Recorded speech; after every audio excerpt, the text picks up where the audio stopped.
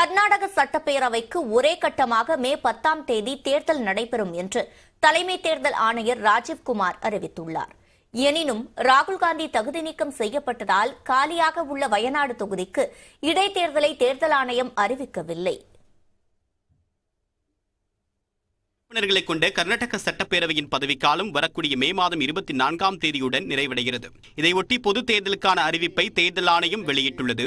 தொடர்பாக டெல்லியில் செய்தியாளர்களிடம் பேசிய தலைமை தேர்தல் ஆணையர் ராஜீவ்குமார், மாநிலத்தில் 5,24,11,557 வாக்காளர்கள் இருப்பதாக கூறினார். இதில் 4,751 திருநங்கைகளும் வாக்குரிமை பெற்றிருப்பதாக அவர் குறிப்பிட்டார்.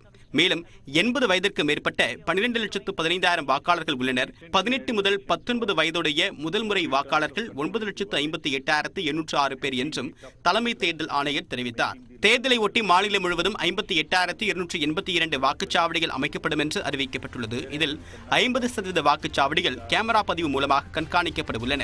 மாநிலத்தில் ஒரே கட்டமாக மே 10ஆம் தேதி வாக்குப்பதிவு நடத்தப்பட்டு 13ஆம் தேதி வாக்கு எண்ணிக்கை நடைபெறும் என்றும் ராஜீவ்குமார் அறிவித்தார். Gazette notification would be issued on 13th of April. Last date of making nominations would be 20th of April.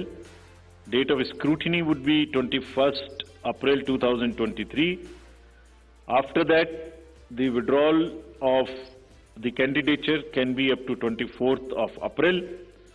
The polling will take place on 10th of 5 in single phase, and day of counting would be 13th of May.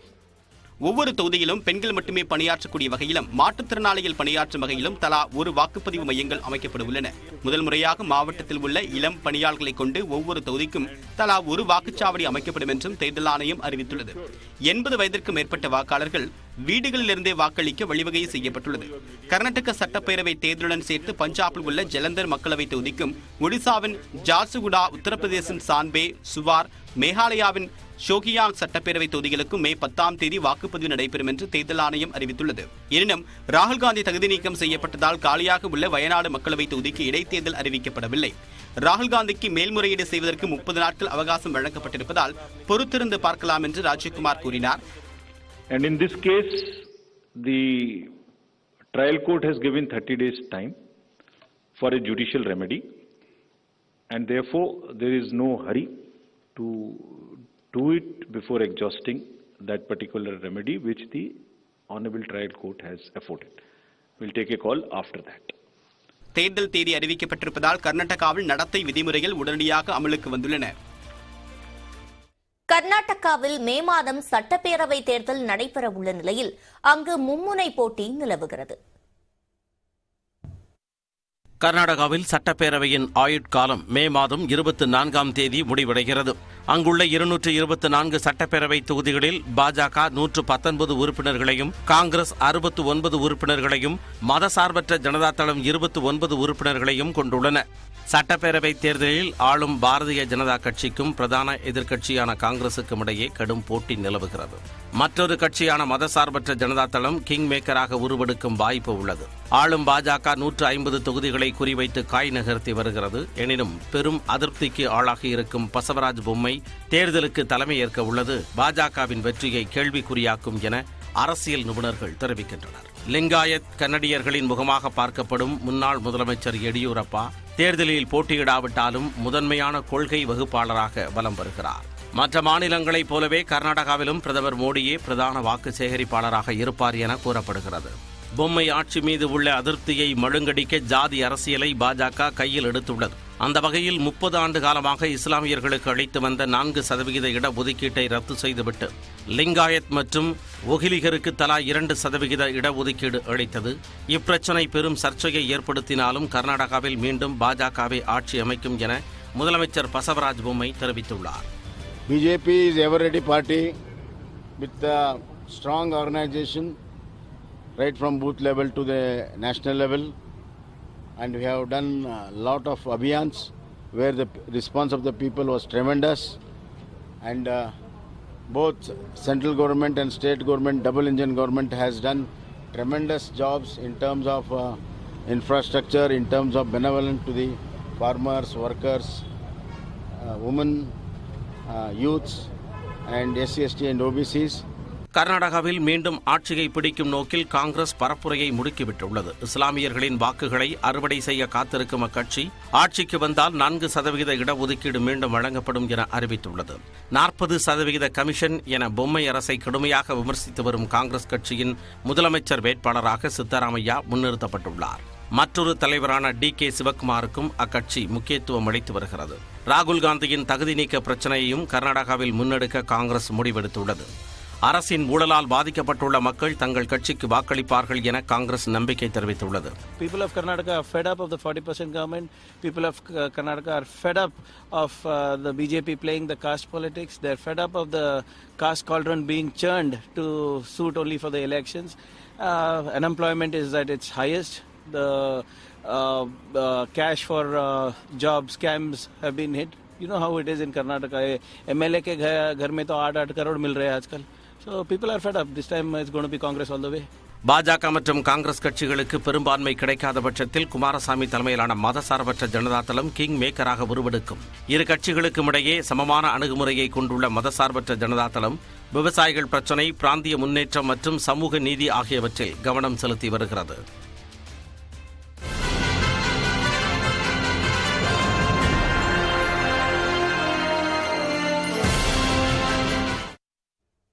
அம்பாசமுத்திரத்தில் விசாரணை கைதிகளின் பற்களை பிடுங்கியதாக எழுந்த புகாரில் காவல் உதவி கண்காணிப்பாளர் பணியிடை நீக்கம் செய்யப்பட்டுள்ளதாகவும் முழுமையான விசாரணை அறிக்கைக்கு பிறகு மேல் நடவடிக்கை எடுக்கப்படும் என்றும் சட்டப்பேரவையில் முதலமைச்சர் மு.க. ஸ்டாலின் தெரிவித்துள்ளார்.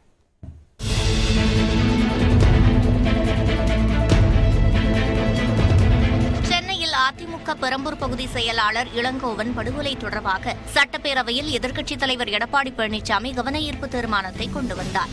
அப்போது அவர் கஞ்சா விற்பனை குறித்து காவல் நிலையத்தில் பலமுறை புகார் அளித்ததன் காரணமாகவே இளங்கோவனை கஞ்சா வியாபாரி உள்ளிட்டோர் கொலை செய்ததாக கூறினார். இத்தகைய குற்றவாளிகள் மீது தமிழ்நாடு அரசு இரும்புகரம் கொண்டு நடவடிக்கை எடுக்க வேண்டும் என்றும் எடப்பாடி பழனிசாமி வலியுறுத்தினார். இதேபோல விசாரணை கைதிகளின் பற்களை பிடுங்கியதாக அம்பாசமுத்திரம் காவல் உதவி கண்காணிப்பாளர் பல்பீர் சிங் மீது எழுந்த புகார் தொடர்பாக அதிமுக, விசிக, மார்க்சிஸ்ட் கம்யூனிஸ்ட், மனிதநேய மக்கள் கட்சி உள்ளிட்ட பல்வேறு கட்சிகள் சார்பில் கவன ஈர்ப்பு தீர்மானம் கொண்டுவரப்பட்டது. இந்த விவகாரத்தில் பேசிய அதிமுக உறுப்பினர் இசக்கி சுப்பையா விசாரணை கைதிகளின் பற்கள் பிடுங்கப்பட்டு கொடுமைப்படுத்தப்பட்டிருப்பதாக குற்றம் சாட்டினார். இந்த விவகாரத்தில் சம்பந்தப்பட்ட காவல் உதவி கண்காணிப்பாளரை கைது செய்ய வேண்டும் என்று மார்க்சிஸ்ட் கம்யூனிஸ்ட் உறுப்பினர் நாகை மாலி மற்றும் விசிக உறுப்பினர் ஆளூர் ஷானவாஸ் ஆகியோர் வலியுறுத்தினர்.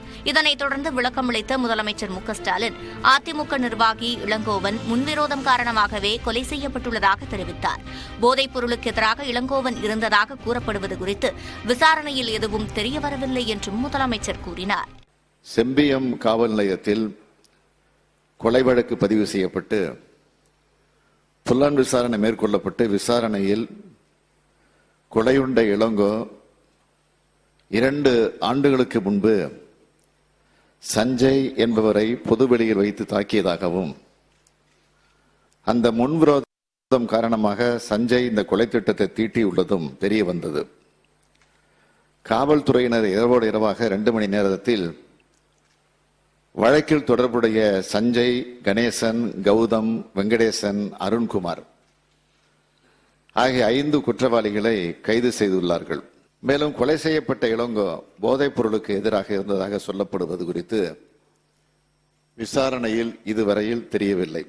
தொடர்ந்து பேசிய முதலமைச்சர் விரும்பத்தகாத செயலில் ஈடுபட்ட அம்பாசமுத்திரம் உதவி காவல் கண்காணிப்பாளர் பல்பீர் சிங்கை பணியிடை நீக்கம் செய்ய உத்தரவிட்டிருப்பதாக கூறினார். காவல் நிலையங்களில் மனித உரிமை மீறல் சம்பந்தமான பிரச்சினைகளில் எந்தவிதமான சமரசத்திற்கும் இடமளிக்கப்படாது என்றும் முதலமைச்சர் உறுதியளித்தார். அம்பாசமுத்திரம் ASP விவகாரத்தை பொறுத்தமட்டில் சேரன்மாதேவி சார் ஆட்சியர் உட்கோட்ட நடுவர் தலைமையில் விசாரணைக்கு உத்தரவிடப்பட்டு விசாரணை தொடங்கப்பட்டது. இந்த விரும்பத்தகாத சம்பவத்தில் ஈடுபட்ட அம்பாசமுத்திரம் கோட்ட உதவி காவல் கண்காணிப்பாளரை பணியிட நீக்கம் செய்ய உத்தரவிட்டிருக்கிறேன் என்பதையும் நான் இந்த நேரத்தில் தெரிவித்துக் கொள்கிறேன்.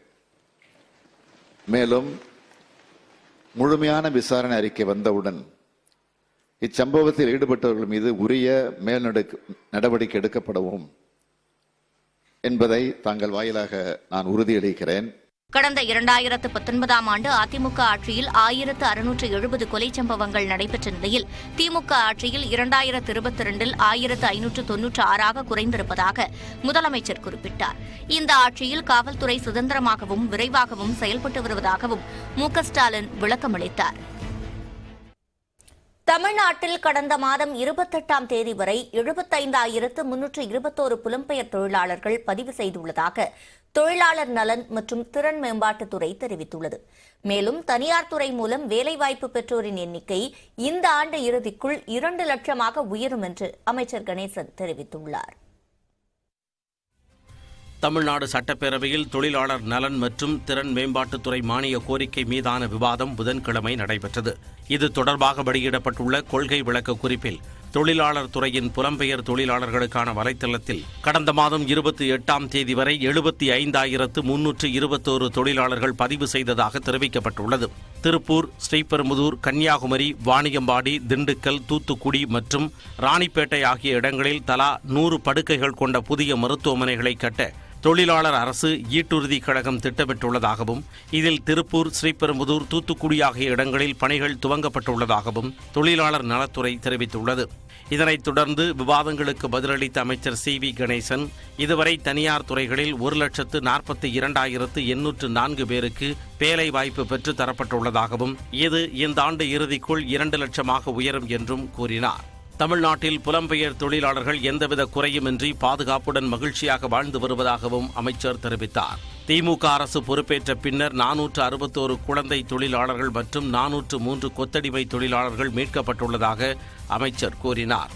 மேலும் பட்டாசு மற்றும் தீப்பெட்டி ஆலை விபத்துகளில் உயிரிழக்கும் தொழிலாளர்களுக்கான குடும்ப நிதி உதவி 2 லட்சம் ரூபாயாக உயர்த்தப்படும் என்பன உள்ளிட்ட 14 அறிவிப்புகளையும் அமைச்சர் கணேசன் வெளியிட்டார். பட்டாசு மற்றும் தீப்பெட்டி தொழிலாளர்கள் நல வாரியத்தில் பதிவு பெற்ற தொழிலாளர்கள் விபத்து மரணம் அடையும் நேர்வில் தற்போது வழங்கப்பட்டு வரும் விபத்து மரண உதவித்தொகை 1,25,000 ரூபாயிலிருந்து 2 லட்சமாக உயர்த்தி வழங்கப்படும். இதன்படி புலம்பெயர் கட்டுமான தொழிலாளர்கள் பணியிடத்தில் விபத்தால் உயிரிழக்க நேரிட்டால் அவர்களது உடலை சொந்த ஊருக்கு கொண்டு செல்ல நிதி உதவி வழங்கப்படும் என்றும் அவர் கூறினார்.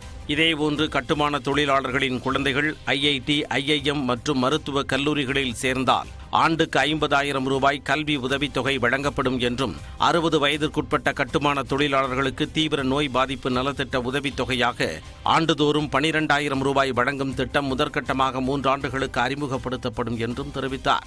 27 அரசு தொழிற்பயிற்சி நிலையங்களில் உள்கட்டமைப்பு மற்றும் அடிப்படை வசதிகள் 18,70 லட்சம் ரூபாய் செலவில் புதுப்பிக்கப்படும் என்றும் அமைச்சர் கணேசன் தெரிவித்தார்.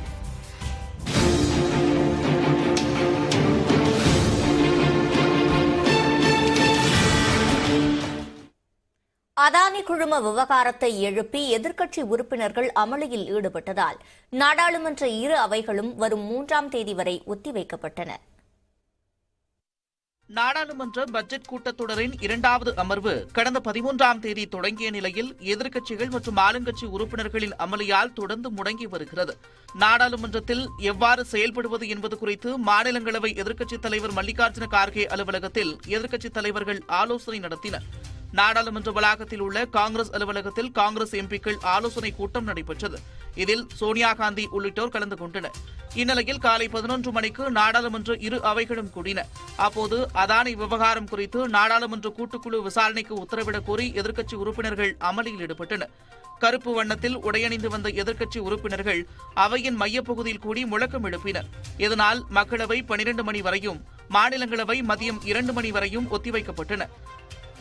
இதன்படி 12 மணிக்கு மக்களவை கூடியபோது உறுப்பினர்களின் அமளிக்கு மத்தியில் உயிரி பரவல் சட்டத்திருத்த மசோதா அறிமுகம் செய்யப்பட்டது.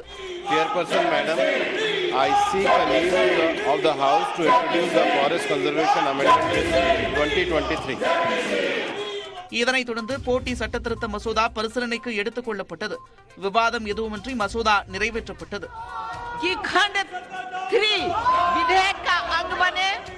जो सदस्य इसके पक्ष में है वे हाँ कहें, जो सदस्य विरोध में है वे ना कहें.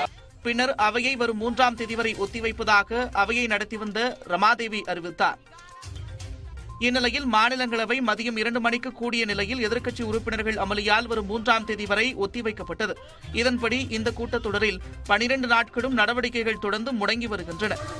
The House stands adjourned to meet at 1100 hours on Monday, the 3rd April 2023. இதனிடையே காங்கிரஸ் மூத்த தலைவர் ராகுல் காந்தி நாடாளுமன்றத்திற்கு வந்திருந்தார். நாடாளுமன்ற வளாகத்தில் உள்ள காங்கிரஸ் அலுவலகத்திற்கு வந்த அவர் காங்கிரஸ் எம்பிக்களுடன் ஆலோசனை நடத்தினார். மேலும் சிவசேனா எம்பி சஞ்சய் ராவத் உள்ளிட்டோரையும் சந்தித்து பேசினார். இந்த நிலையில் மக்களவை சபாநாயகர் ஓம் பிர்லாவுக்கு எதிராக நம்பிக்கையில்லா தீர்மானத்தை கொண்டுவர எதிர்க்கட்சிகள் திட்டமிட்டுள்ளன. நம்பிக்கையில்லா தீர்மானத்தை கொண்டுவர 50 எம்பிக்களின் ஆதரவு தேவை என்ற நிலையில் இது தொடர்பாக மற்ற கட்சிகளுடன் காங்கிரஸ் தலைவர்கள் பேசி வருவதாக தகவல்கள் தெரிவிக்கின்றன. அடுத்த வாரம் அவை கூடியதும் தீர்மானத்தை கொண்டுவர திட்டமிடப்பட்டுள்ளது. நாடாளுமன்ற வளாகத்தில் கை கொடுக்க வந்த கார்த்தி சிதம்பரத்தை தவிர்த்துவிட்டு ராகுல் காந்தி நடந்து சென்றார். காங்கிரஸ் நாடாளுமன்ற உறுப்பினர் கார்த்தி சிதம்பரத்தை தவிர்க்கும் வகையில் ராகுல் காந்தி அவருடன் கைகுலுக்காமல் திரும்பிச் சென்றது சர்ச்சையை ஏற்படுத்தியுள்ளது. ட்விட்டரில் மிகவும் துடிப்புடன் கருத்துக்களை தெரிவித்து வரும் சிவகங்கை எம்பி கார்த்தி சிதம்பரம் அண்மையில் ராகுல் காந்தி தகுதி நீக்கம் செய்யப்பட்ட போது ஓடல் விளையாடிக் கொண்டிருந்ததாக ட்விட்டரில் பதிவிட்டார். இந்த விவகாரம் காங்கிரஸ் தொண்டர்கள் மற்றும் கூட்டணி கட்சியினரான திமுகவின் இணைய நிர்வாகிகள் விமர்சிக்கும் வகையில் இருந்தது. இந்த சூழலில் எம்பி பதவியில் இருந்து தகுதி நீக்கம் செய்யப்பட்ட ராகுல் காந்தி தனது தாயார் சோனியா காந்தியை அழைத்துச் செல்வதற்காக நாடாளுமன்றம் சென்றார். அப்போது நாடாளுமன்ற நுழைவாயிலில் இருந்த காங்கிரஸ் எம்பிக்களுக்கு ராகுல் காந்தி வணக்கம் கூறினார். ஆனால் கை கொடுக்க வந்த கார்த்தி சிதம்பரத்தை தவிர்த்துவிட்டு ராகுல் காந்தி நடந்து சென்றார்.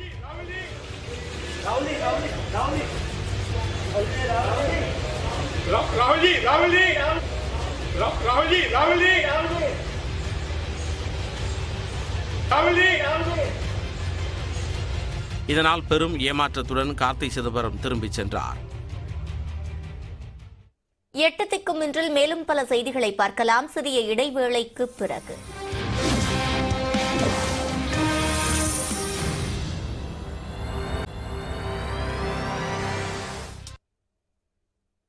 கோவை உள்ளிட்ட 8 மாவட்டங்களில் 15 இடங்களில் புதிய தடுப்பணைகள் கட்டப்படும் என்று தமிழ்நாடு நீர்வளத்துறை தெரிவித்துள்ளது. மேலும் சென்னை, திருவள்ளூர், காஞ்சிபுரம் மாவட்டங்களில் 250 கோடி ரூபாயில் 8 வெள்ள தணிப்பு பணிகள் மேற்கொள்ளப்படும் என்றும் அறிவிக்கப்பட்டுள்ளது.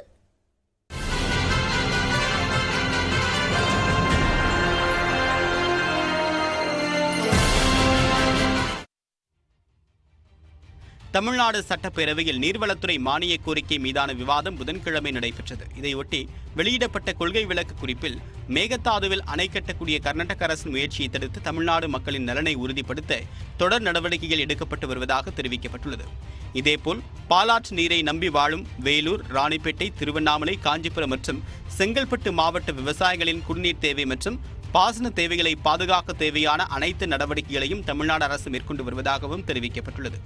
சென்னை, திருவள்ளூர், காஞ்சிபுரம் மாவட்டங்களில் அதிக வெள்ள பாதிப்புக்கு உள்ளாகக்கூடிய பகுதிகளை பாதுகாப்பது, அடையாறு, கொசஸ்தலை ஆறுகளை அகலப்படுத்துவது, நீர்வழித்தடங்களை மேம்படுத்துவது போன்ற 8 வெள்ள தடுப்பு பணிகளை 250 கோடி ரூபாயில் மேற்கொள்ள ஒப்புதல் அளிக்கப்பட்டிருப்பதாகவும் அரசு தெரிவித்துள்ளது. விவாதங்களுக்கு பிறகு 18 புதிய அறிவிப்புகளை துறையின் அமைச்சர் துரைமுருகன் வெளியிட்டார்.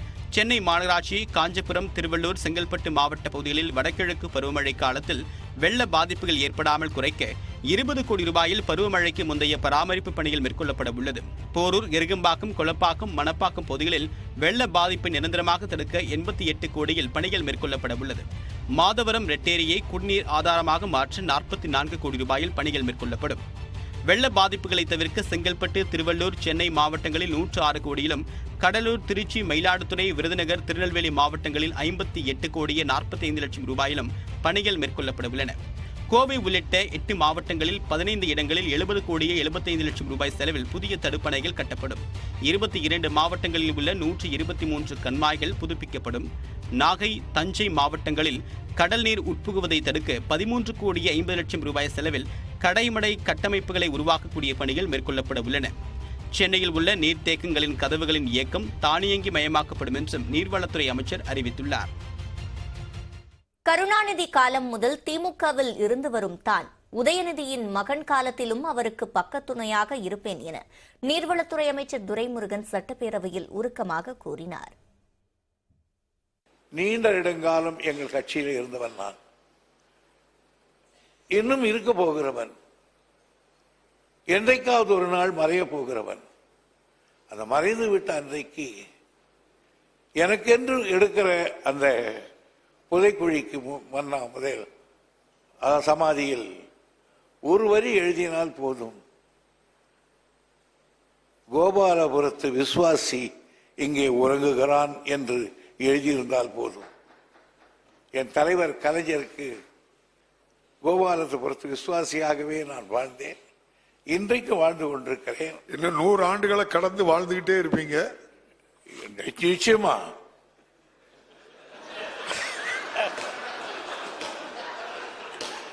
அதையும் சொல்லிடுறேன். நானும் தலைவரும் கவர்னர் பார்க்க போனோம், சண்டை போட்டதுக்கு அப்புறம் டீ கூப்பிட்டு இருந்தாரு போனோம். அப்போ சொன்னார், என் வயசை வச்சு கேட்டார் அவரு. அண்ணன் முதல்வர் சொன்னார், எங்கள் அப்பாவோடவே 53 வருஷத்துக்கு மேலே கூடவே இருந்தவர் இப்போ என்னோடு இருக்காருன்னாரு. உடனே உதயா அந்த பக்கம் உட்கார்ந்தாரு.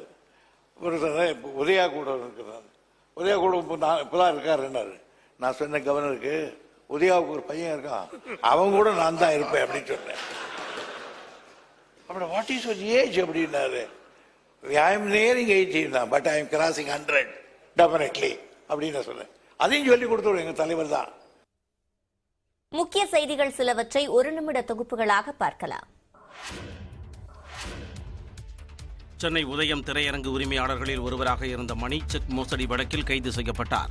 கடந்த 2002ஆம் ஆண்டு சினிமா பைனான்சியர் போத்ராவிடமிருந்து ராஜீவ்காந்தி கல்வி அறக்கட்டளை நிர்வாகிகளான முன்னாள் காங்கிரஸ் எம்பி அன்பரசு, அவரது மனைவி மற்றும் உதயம் திரையரங்குகள் உரிமையாளர்களில் ஒருவராக இருந்த மணி ஆகியோர் 35 லட்சம் ரூபாய் கடனாக பெற்றுள்ளனர். இவர்கள் கொடுத்த செக்கை வங்கியில் செலுத்திய போது பணம் இல்லாமல் திரும்பி வந்ததாக கூறி போத்ரா நீதிமன்றத்தை நாடினார். இந்த வழக்கில் மணி உட்பட 3 பேருக்கும் 2 ஆண்டுகள் சிறை தண்டனை விதிக்கப்பட்டது. இது தொடர்பான மேல்முறையீட்டு வழக்குகளில் உயர்நீதிமன்றமும் உச்சநீதிமன்றமும் தண்டனையை உறுதி செய்தன. நீதிமன்றம் உத்தரவிட்டும் அவர் கைது செய்யப்படாததால் போத்ரா தரப்பில் நீதிமன்ற அவமதிப்பு வழக்கு தொடரப்பட்டது. இந்த வழக்கில் சென்னை உயர்நீதிமன்றம் உத்தரவிட்டதை அடுத்து மணியை கீழ்ப்பாக்கம் காவல்துறையினர் கைது செய்து சிறையில் அடைத்தனர். யுபிஐ வாலெட் மூலமாக வணிக பண பரிவர்த்தனைக்கு சேவை கட்டணம் வசூலிக்கப்படும் என தகவல் வெளியான நிலையில் வாடிக்கையாளர்களிடம் கட்டணம் வசூலிக்கப்படாது என தேசிய பண பரிவர்த்தனை கழகம் தெரிவித்துள்ளது. பேடிஎம், கூகுள் பே, போன்பே போன்ற யுபிஐ பரிவர்த்தனைக்கு கட்டணம் வசூலிக்க வேண்டும் என்று நீண்ட காலமாக வங்கிகள் கோரிக்கை விடுத்து வந்தன. இந்நிலையில் 2000 ரூபாய்க்கு மேற்பட்ட யுபிஐ வாலெட் பரிவர்த்தனைகளுக்கு 1.1% கட்டணம் வசூலிக்க தேசிய பண பரிவர்த்தனை கழகம் அனுமதி வழங்கியதாக தகவல் வெளியானது.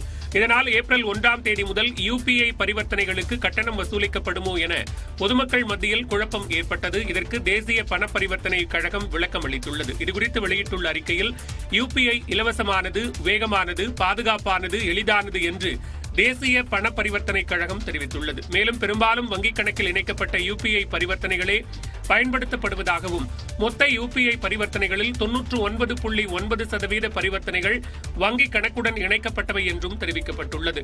இந்த பரிவர்த்தனைகளுக்கு தொடர்ந்து வாடிக்கையாளர்களுக்கும் வியாபாரிகளுக்கும் எந்த கட்டணமும் வசூலிக்கப்படாது என தேசிய பண பரிவர்த்தனை கழகம் அறிவித்துள்ளது. தற்போது புதிதாக மொபைல் வாலெட் பரிவர்த்தனைகளுக்கு மட்டுமே கட்டணம் அறிமுகப்படுத்தப்பட்டிருப்பதாகவும், இந்த கட்டணங்கள் வாடிக்கையாளர்களிடம் வசூலிக்கப்படாது என்றும் தேசிய பண பரிவர்த்தனை கழகம் தெளிவுபடுத்தியுள்ளது. நடிகர் ரஜினிகாந்தின் மகள் வீட்டில் நகைகள் கொள்ளை போன விவகாரத்தில் மேலும் 43 சவரன் நகைகளை காவல்துறையினர் மீட்டுள்ளனர்.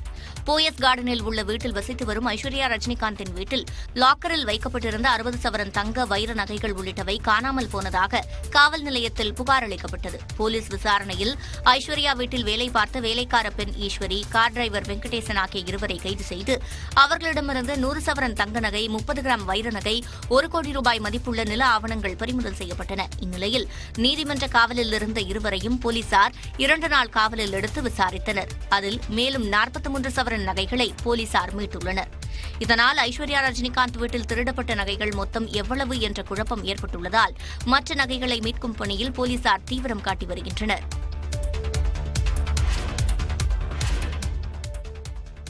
வலி நிவாரணி, இதய நோய் மருந்துகள் உள்ளிட்ட 1000க்கும் மேற்பட்ட மருந்துகளின் விலை வரும் 1ஆம் தேதி முதல் உயர உள்ளது.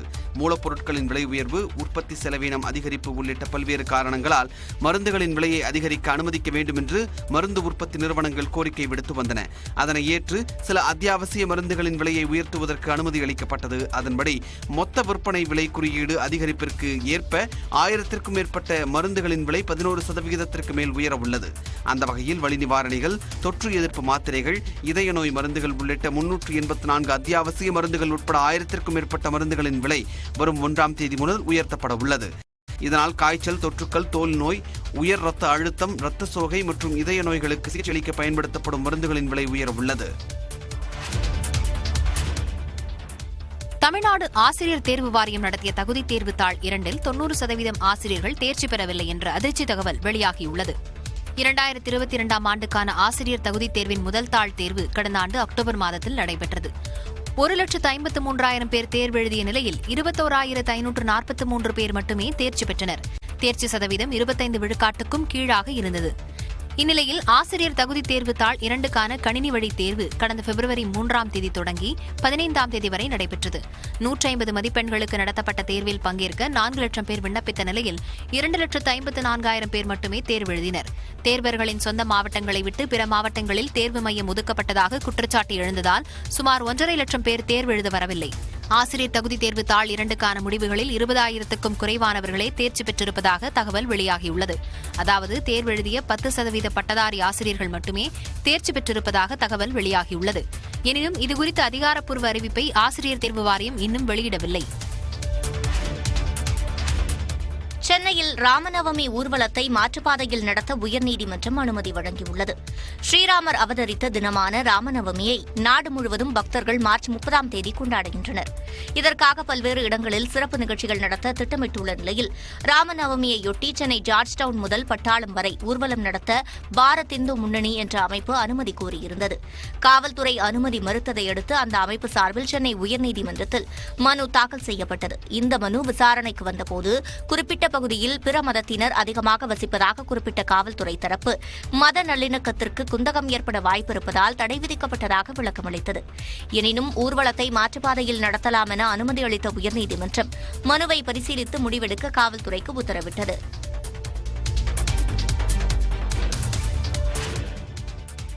வாட்ஸ்அப்பில் அனுப்பிய மெசேஜ்களில் திருத்தம் செய்யும் வசதியை பயனர்களுக்கு வழங்கும் பணியில் அந்நிறுவனம் ஈடுபட்டுள்ளது.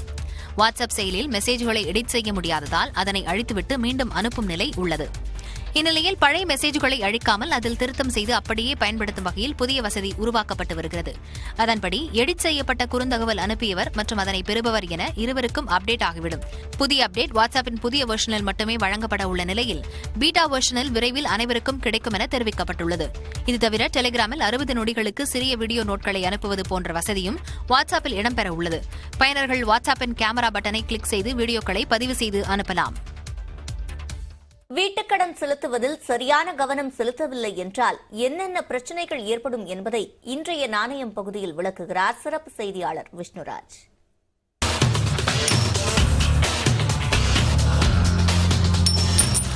நீங்க வீட்டுக்கடன் வாங்கியிருந்தா ஒரு நிமிஷம் இதை கவனிங்க. வீட்டுக்கடன்ல சரியான கவனம் செலுத்தல அப்படின்னா ஓய்வு பெற்றதற்கு அப்புறமும் நீங்க காலாகாலத்துக்கு வீட்டுக்கடன் செலுத்திட்டே இருக்க வேண்டிய சூழ்நிலை தான் இப்ப இருக்கு. 35 வயசுல ஒருவர் வீட்டுக்கடன் வாங்க போனா அவர் 55 வயசுல ஓய்வு பெற்றுடுவார் அப்படின்ற அர்த்தத்துல அதிகபட்சம் 20 ஆண்டுகள் அப்படின்னு சொல்லி அவங்க கடன் கொடுப்பாங்க பேங்க்ல. இப்போ ஒருவர் 50 லட்சம் ரூபாயை 7% வட்டியில 20 ஆண்டுகள், அதாவது 240 மாத தவணைன்னு கணக்கிட்டு கடன் வாங்கியிருந்தார் அப்படின்னா மாசம் 38,765 ரூபாய் மந்த்லி இஎம்ஐ பே பண்ணுவார். இந்த கணக்கின்படி அவருடைய வீட்டுக்கடன் அவருடைய 55வது வயசுல முடிஞ்சிடணும். இப்போ ஆர்பிஐ இன்ட்ரெஸ்ட் ரேட்டை ஏத்திட்டே இருக்கிறதுனால இந்த 7% வட்டி அப்படிங்கிறது 10% அதிகரிச்சிருச்சு அப்படின்னா இந்த 20 ஆண்டுகள் கடன் அப்படிங்கிறது 36.5 ஆண்டுகள், ஏறக்குறைய 37 ஆண்டுகளா அதிகரிச்சிடும். அதாவது கடன் வாங்கியவர் 55 வயசுல கட்டி முடிச்சிருக்க வேண்டிய அந்த வீட்டு கடனை 72 வயசுல தான் அவர் முடிக்க முடியும். அதாவது ஓய்வு பெற்றதுக்கு அப்புறமும் மாத தவணை தொடர்ந்து அவர் செலுத்திட்டே இருப்பார். வீட்டு கடன்ல இந்த விஷயத்துல ரொம்ப கவனமா இருங்க. எந்த அளவுக்கு முன்னாடியே ப்ரீ க்ளோஸ் பண்ண முடியும்ன்றதை பார்த்து ப்ரீ க்ளோஸ் பண்ணுங்க.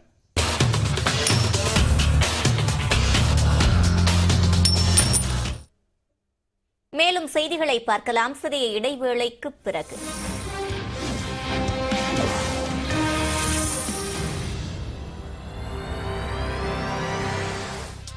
67 plus crore viewers. India's largest news network. News 18 Network.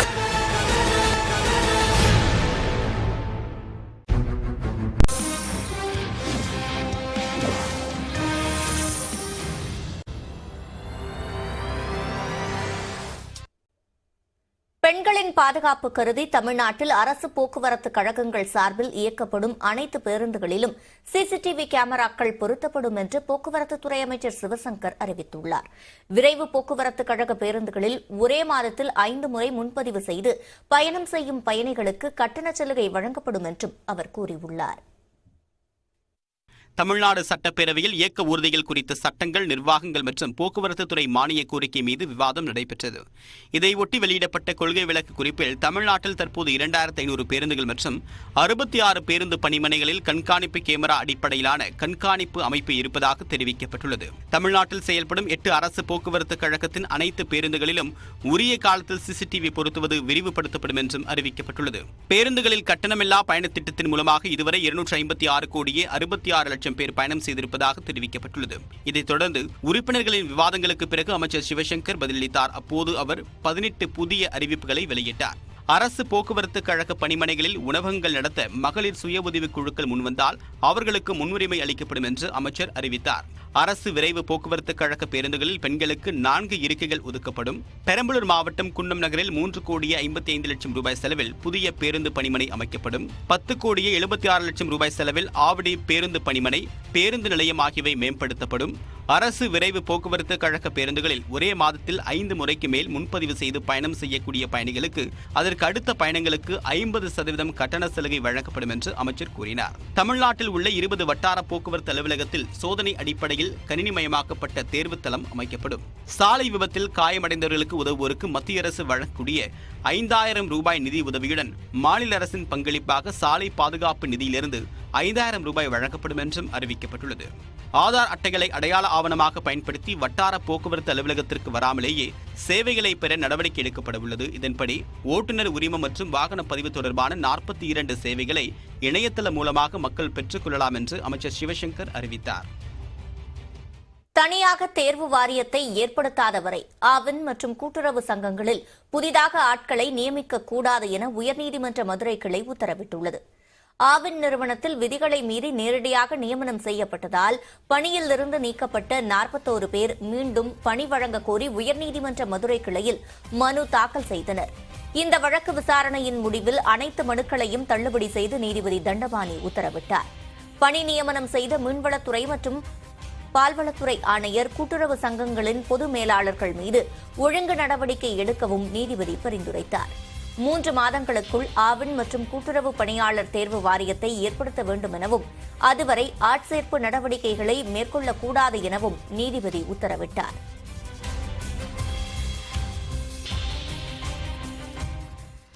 தமிழ்நாட்டில் வடமாநில தொழிலாளர்கள் தாக்கப்படுவது போன்று போலி வீடியோவை பரப்பியவர் பீகாரிலிருந்து சென்னைக்கு அழைத்து வரப்பட்டார். தமிழ்நாட்டில் வடமாநில தொழிலாளர்கள் தாக்கப்படுவது போன்று சித்தரிக்கப்பட்ட வீடியோ சமூக வலைதளங்களில் வெளியாகி பெரும் பரபரப்பை ஏற்படுத்தியது. இது தொடர்பாக காவல்துறையினர் வழக்கு பதிவு செய்து விசாரணை மேற்கொண்டதில் பீகாரிலிருந்து வீடியோ பரப்பப்பட்டது தெரியவந்தது. இதனைத் தொடர்ந்து பீகாரைச் சேர்ந்த அமன்குமார் மற்றும் மணீஷ் காஷ்யப் மீது காவல்துறையினர் வழக்கு பதிவு செய்தனர். இதில் அமன்குமார் முன்பினை பெற்ற நிலையில் மணீஷ் காஷ்யப் காவல் நிலையத்தில் சரணடைந்தார். இந்நிலையில் மணீஷ் காஷ்யப்பை கைது செய்ய தமிழ்நாடு காவல்துறை பிடிவாரண்ட் பிறப்பித்தது. இதனைத் தொடர்ந்து பீகார் சென்ற தனிப்படை காவலர்கள் மணீஷ் காஷ்யப்பை கைது செய்து சென்னை அழைத்து வந்தனர்.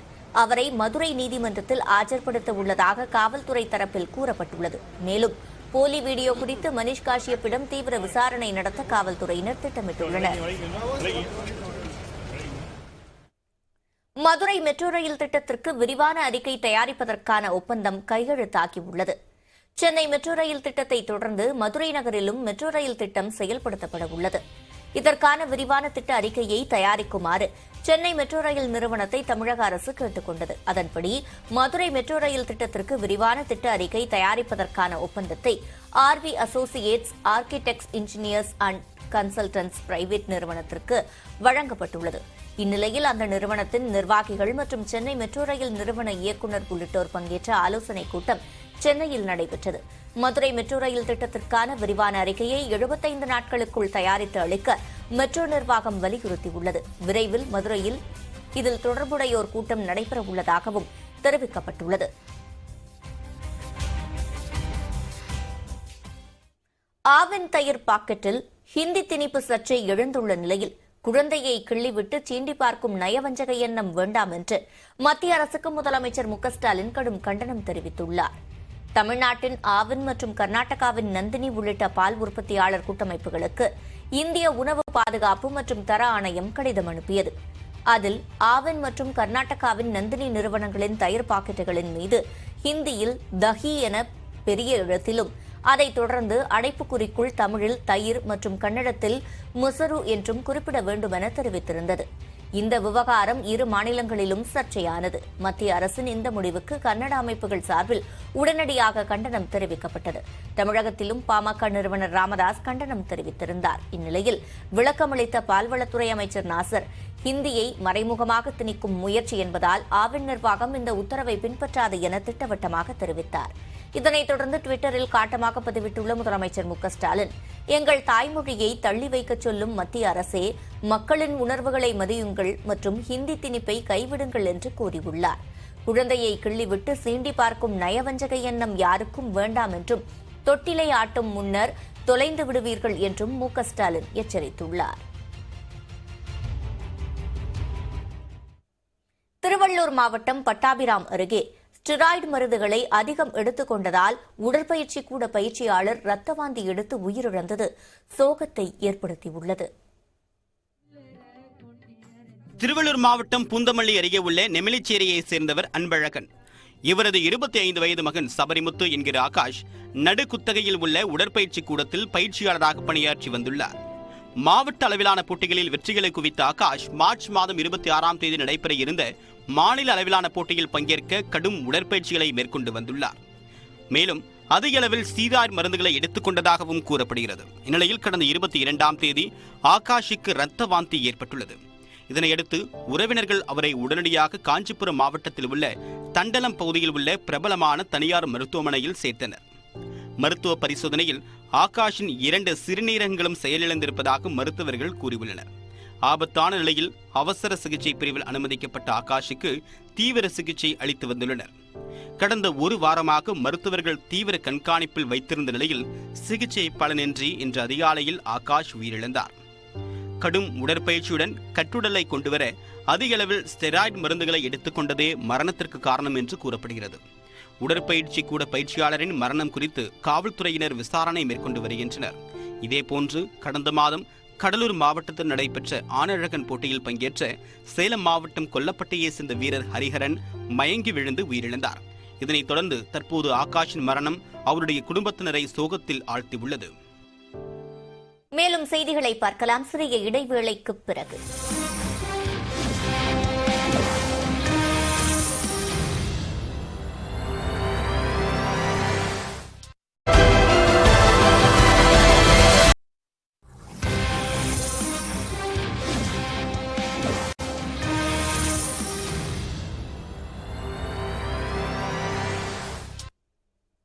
தமிழகத்தின் பல்வேறு பகுதிகளில் வாக்கிய பஞ்சாங்கப்படி சனிப்பெயர்ச்சி வேள்வி பெருவிழா நடைபெற்றது.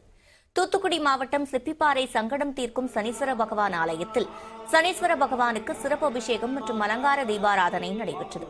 சனி பெயர்ச்சியை முன்னிட்டு திரளான மக்கள் சுவாமி தரிசனம் மேற்கொண்டனர். அதேபோல பொள்ளாச்சியில் தனியார் மண்டபம் ஒன்றில் உலக நன்மை வேண்டி சனிப்பெயர்ச்சி வேள்வி பெருவிழா நடைபெற்றது. ஏராளமான பொதுமக்கள் கலந்து கொண்டு பரிகாரம் செய்தனர்.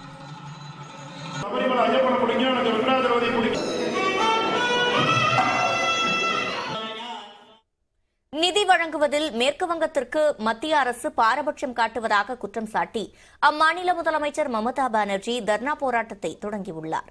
மேற்குவங்க மாநிலத்திற்கு வழங்க வேண்டிய நிதியை மத்திய அரசு விடுவிக்கவில்லை என்று மமதா பானர்ஜி குற்றம் சாட்டினார். மேலும் மக்கள் விரோத போக்கை பாஜக அரசு கடைபிடிப்பதாக சாடிய அவர் 2 நாள் தர்ணா அறிவித்திருந்தார். அதன்படி கொல்கத்தாவில் உள்ள சிவப்பு சாலையில் அம்பேத்கர் சிலை அருகே கையில் அரசியலமைப்பு சட்டத்துடன் மமதா பானர்ஜி போராட்டத்தை தொடங்கினார். இதில் பேசிய அவர் கட்சி பணத்திலிருந்து இந்த போராட்டத்தை முன்னெடுத்திருப்பதாக கூறினார். பாஜக போன்று அரசு பணத்தை வீணடிக்க மாட்டோம் என்று மமதா தெரிவித்தார். இதனைத் தொடர்ந்து பேசிய அபிஷேக் பானர்ஜி ராகுல் காந்தியின் தகுதி நீக்கத்திற்கு கண்டனம் தெரிவித்தார். மமதா பானர்ஜியை சாடும் நோக்கில் அனைத்து பெண்களையும் பிரதமர் மோடி அவதூறாக பேசியதை அபிஷேக் சுட்டிக்காட்டினார். அதன் அடிப்படையில் பிரதமர் மோடியையும் தகுதி நீக்கம் செய்ய வேண்டும் என்று வலியுறுத்தினார். திருப்பத்தூர் மாவட்டம் ஜோலார்பேட்டை அருகே எருதுவிடும் விழாவில் மாடு முட்டியதில் சிறுவன் பரிதாபமாக உயிரிழந்தார். ஜோலார்பேட்டையை அடுத்த சாமுடிவட்டம் பகுதியில் எருதுவிடும் திருவிழா நடைபெற்றது. இதில் தருமபுரி, கிருஷ்ணகிரி, திருவண்ணாமலை, வேலூர், திருப்பத்தூர் உள்ளிட்ட மாவட்டங்களிலிருந்து 200க்கும் மேற்பட்ட காளைகள் பங்கேற்றன. மருத்துவ பரிசோதனையை தொடர்ந்து வாடிவாசலிலிருந்து காளைகள் அவிழ்த்துவிடப்பட்டன. அப்போது வேடிக்கை பார்த்துக் கொண்டிருந்த அச்சமங்கலம் பகுதியைச் சேர்ந்த விக்ரம் என்ற சிறுவனை காளை முட்டியது. இதில் பலத்த காயமடைந்த 17 வயது சிறுவன் சம்பவ இடத்திலேயே உயிரிழந்தார். மகனை இழந்த பெற்றோர் கதறி அழுதனர். சிறுவனின் உடல் பிரேத பரிசோதனைக்காக திருப்பத்தூர் அரசு மருத்துவமனைக்கு அனுப்பி வைக்கப்பட்டது. கோவை நகரின் ஒரு சில பகுதிகளில் மிதமான மழை பெய்தது. கோவையில் கடந்த சில வாரங்களாக வெயில் அடித்து வந்த நிலையில் மாலை வேளைகளில் மிதமான மழை பெய்து வருகிறது. அந்த வகையில் உக்கடம், குறிச்சி, செல்வபுரம், ஒப்பனக்கார வீதி, ஆத்துப்பாலம் உள்ளிட்ட கோவையின் ஒரு சில பகுதிகளில் இன்று மிதமான மழை பெய்தது.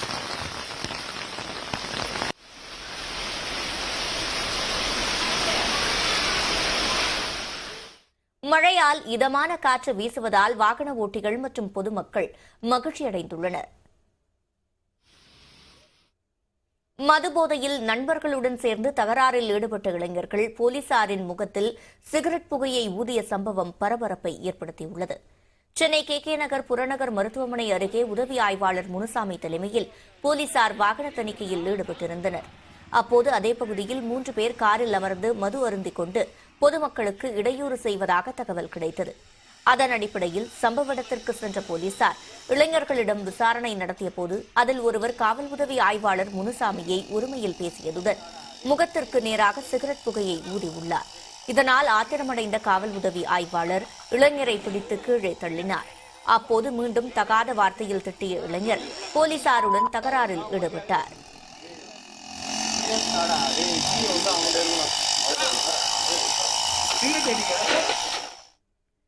இளைஞர்கள் பெயர், முகவரி சொல்ல மறுத்ததால் அவர்களது காரை போலீசார் பறிமுதல் செய்தனர். முதற்கட்ட விசாரணையில் தகராறில் ஈடுபட்ட நபர் பிரபல தயாரிப்பாளரின் மகன் என தகவல் வெளியாகியுள்ளது.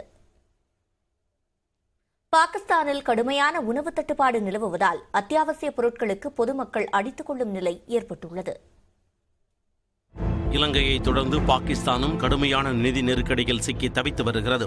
இயற்கை சீற்றம், உணவு தட்டுப்பாடு, வேலையில்லா திண்டாட்டம் என பல்வேறு பிரச்சனைகள் பாகிஸ்தானை நெருக்கடியில் தள்ளியுள்ளது.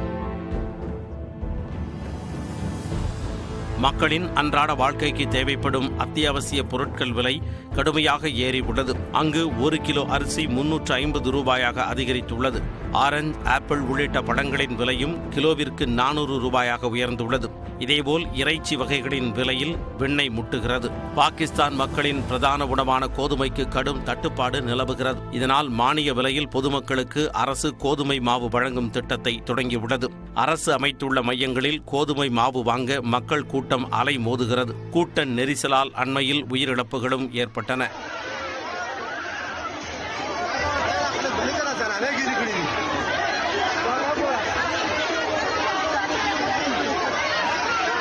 மாவு வழங்கும் மையங்களில் கூட்டத்தை கட்டுப்படுத்த மக்களை கடுமையாக தாக்கும் நிகழ்வுகளும் நடைபெறுகின்றன. காவல்துறை அதிகாரி ஒருவர் பொதுமக்களை தாக்கும் காட்சிகள் வெளியாகி பெரும் சர்ச்சையை ஏற்படுத்தியுள்ளன.